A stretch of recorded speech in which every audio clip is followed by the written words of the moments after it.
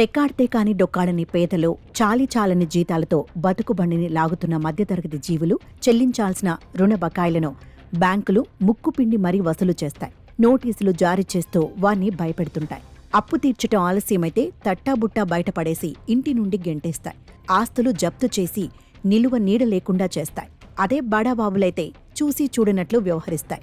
100 కోట్ల అప్పులు ఎగవేసి దేశం వదిలి పారిపోతున్నా ఏమీ ఎరగనట్లే మిన్నకుండిపోతాయి. చివరికి వాటిని రాని బాకీల పద్దులో వేసి రుణాలు మాఫీ చేసి చేతులు దులుపుకుంటాయి. 2014-15, 2023-24 ఆర్థిక సంవత్సరాల మధ్య కాలంలో, అంటే గత 10 సంవత్సరాలలో దేశంలోని వాణిజ్య బ్యాంకులు మాఫీ చేసిన రుణాల విలువ అక్షరాల 12.3 లక్షల కోట్లు. వీటిలో 6.5 లక్షల కోట్లు రుణాలను గత 5 సంవత్సరాల కాలంలోనే ప్రభుత్వ రంగ బ్యాంకులు మాఫీ చేశాయి. పార్లమెంటులో సభ్యులు అడిగిన ప్రశ్నలకు సమాధానంగా ప్రభుత్వం ఈ వివరాలు అందజేసింది.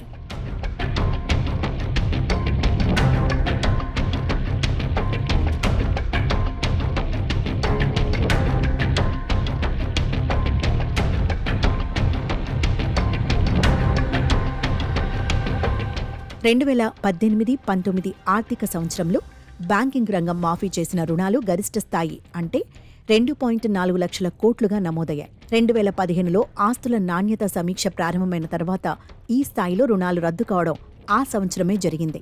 2023-24లో అత్యల్పంగా 1.7 లక్షల కోట్ల రుణాలను బ్యాంకులు మాఫీ చేశాయి. ఆ సమయంలో బ్యాంకులకు రావాల్సిన రుణ బకాయిల మొత్తం 165 లక్షల కోట్లు.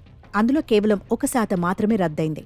బ్యాంకింగ్ రంగ ఇంక్రిమెంట్ రుణంలో ప్రభుత్వ బ్యాంకులు ప్రస్తుతం 51% వాటాను కలిగి ఉన్నాయి. 2022-23లో ఈ వాటా 54%గా ఉంది. 2020 నుండి 2024 మధ్యకాలంలో అత్యధిక రుణాలు మాఫీ చేసిన బ్యాంకుల్లో ఎస్బీఐ మొదటి స్థానంలో ఉంది.